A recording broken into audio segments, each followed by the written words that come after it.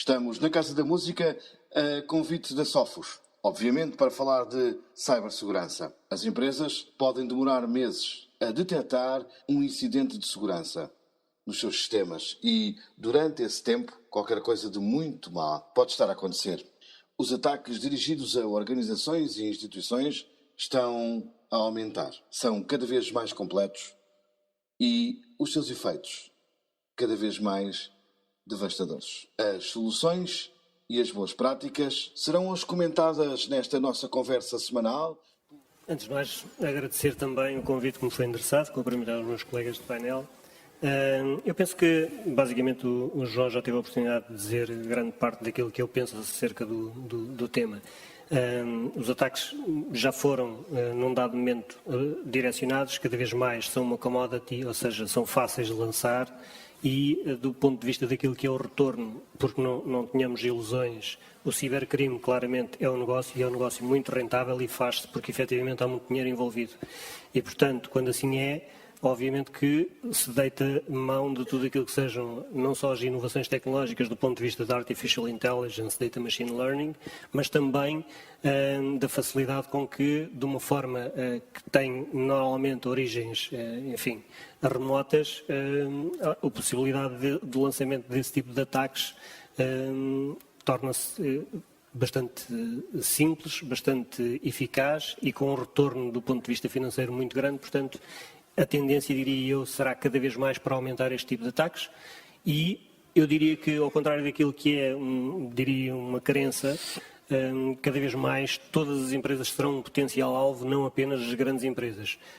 Referiu agora no início como exemplo algumas das grandes empresas, mas eu diria que todas elas são potenciais alvos, dada a facilidade com que é possível lançar este tipo de ataque. Luís.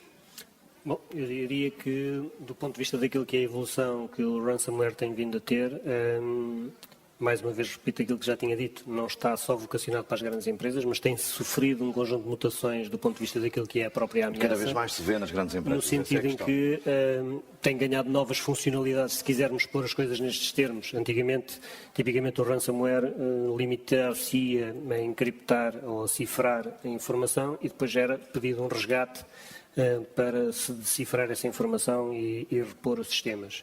Isto, de uma forma mais ou menos generalizada, poder-se resolver, por exemplo, tendo uma política de backups que estivesse atualizada, que permitisse rapidamente repor a informação.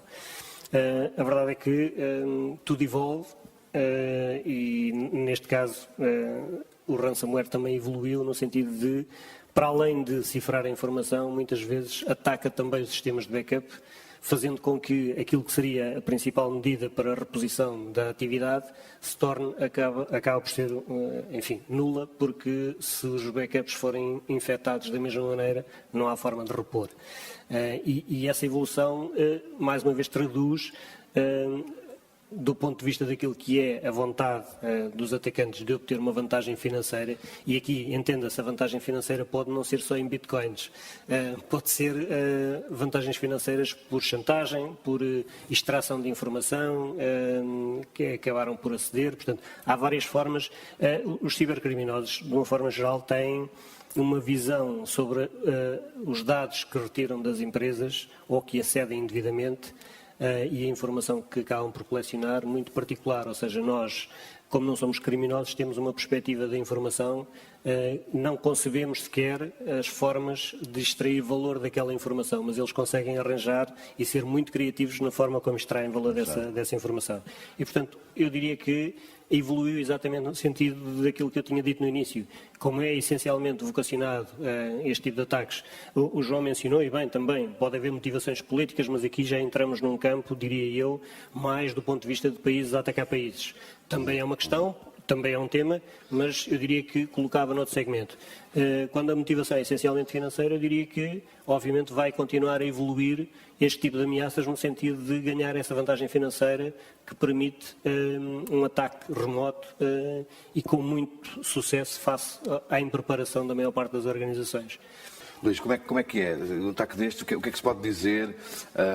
Como é que se pode reagir? Que conjunto de boas práticas é que, por exemplo, imagino que o Multicert tem para que depois a comunicação seja até mais fácil?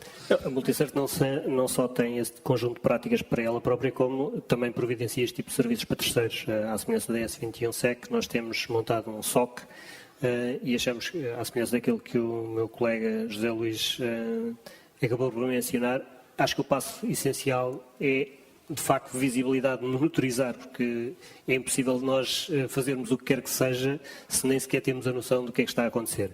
Obviamente, no caso dos ataques de ransomware, isso torna-se muito visível e é fácil perceber o que é que aconteceu.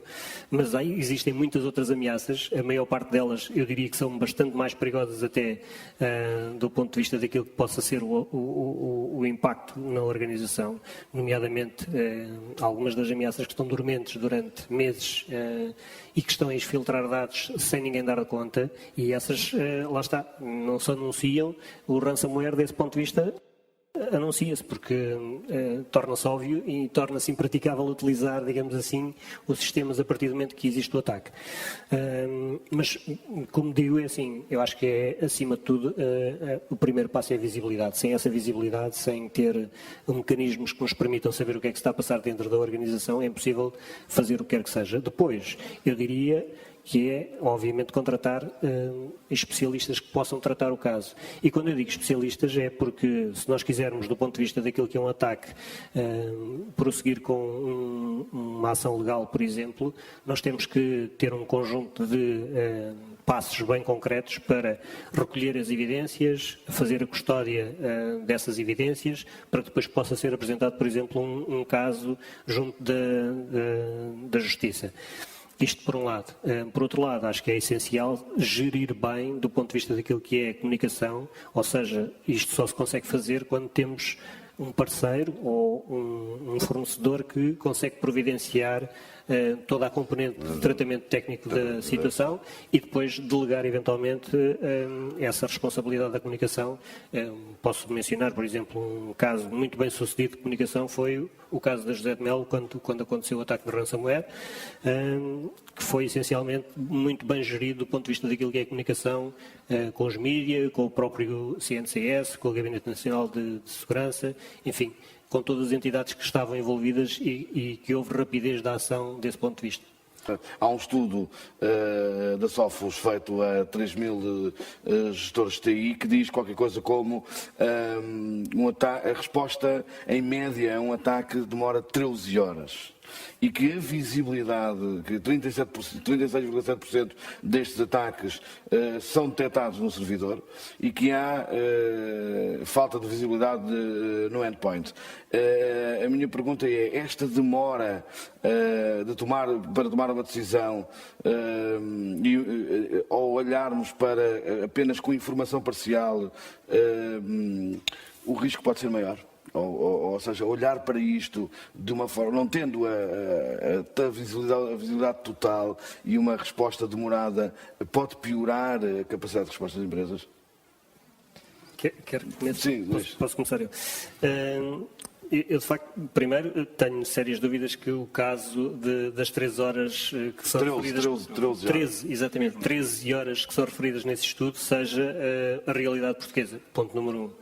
Eu penso que isso há de ser um estudo global que engloba países como Estados Unidos, UK, enfim. Quer dizer que em Portugal demora mais tempo? Não creio. É a minha convicção. 2 anos. Não vou alinhar aqui com o João, mas eu diria que claramente 13 horas não é, do meu ponto de vista, minimamente... Este é um estudo global feito na Europa. Exatamente. E, portanto, não creio de todo que corresponda à nossa realidade. Sim. Se for à sexta-feira à tarde, então... Portanto, eu diria que enfim, uma das coisas que nós padecemos, diria eu, em Portugal, porque somos um mercado mais pequeno, é exatamente estudos que nos sejam específicos à nossa realidade. Portanto, nós acabamos sempre por olhar para a informação muito, enfim, fruto de estudos ou a nível europeu ou a nível mundial e não tanto da nossa realidade. A nossa realidade é diferente, o João mencionou isso, eu diria que dificilmente será esses valores, seria para mais do dobro, seguramente, segundo a minha perspectiva e a minha experiência. No entanto, obviamente, concordamos do ponto de vista daquilo que já tinha sido referido, que é a parte da visibilidade, ou seja, se não houver visibilidade sobre o que é que está a acontecer, é impossível depois tomar em consideração as ações que têm que ser feitas para recuperar. Em todo caso, há um outro aspecto que o João também referiu e que eu acho que é exatamente esse, não há só a tecnologia para recuperar, há um conjunto de processos que têm que ser implementados e que levam ao tal processo de decisão que muitas vezes é aquilo que falha no ponto de recuperação. Essas 13 horas que são indicadas aí são a partir do momento que há uma decisão de se fazer qualquer coisa. Até esse momento, acredito que não esteja a ser contabilizado. Portanto, se nós, como ouvimos aqui e bem, não temos sequer um processo para tomada de decisão, vai demorar muito mais tempo até termos essa decisão e depois demorará muito mais tempo ainda para fazer a própria recuperação, porque faltam depois um conjunto de coisas base que a maior parte das organizações não têm. E não têm por... Não têm porque? E não têm porque esse trabalho de base falta fazer, ou seja, quando falamos em plano de continuidade de negócio, plano de recuperação, o que quer que seja, a grande maioria das organizações, o seu plano de continuidade de negócio é fazer um backup, que provavelmente nunca foi testado, e portanto, quando nós necessitamos efetivamente de repor o backup, nem sequer sabemos se efetivamente vai funcionar. Vou tentar ser telegráfico. O futuro, ou seja, exato, tentar ser telegráfico, ou seja, qual é que deve ser o foco? Quais são as preocupações, os desafios? Eu acho que já quase tudo foi dito, mas em todo caso eu volto aqui àquilo que o João referiu e o Zé Luís também já referiu. Eu acho que tem que se planear, ou seja, e o planeamento não se consegue fazer tudo de uma vez, não há budget para fazer tudo de uma vez, é difícil convencer os decisores a tomar decisão e a alocar budget para fazer tudo de uma vez. Portanto, eu tenho para mim que o maior desafio das organizações neste momento é ter esse plano e com base nesse plano começar pelas fundações, que é aquilo que eu acho que é necessário, porque mesmo havendo a vontade de avançar, nunca vai haver budget para cobrir tudo. Então a minha sugestão diria que é olhar para aquilo que são os assets ou os ativos que de facto têm um risco maior para a organização. O que é que acontece, o João falou, o que é que acontece se um determinado ativo ou um conjunto de ativos parar, qual é que é o potencial de impacto financeiro que isso tem. Então, se calhar vamos começar a delinear isto com uma análise de risco e, obviamente, direcionar os investimentos e o budget que tiver disponível para proteger, em primeiro lugar, esses assets que são críticos para a organização. Eu diria que este é o principal e o maior desafio que as organizações têm para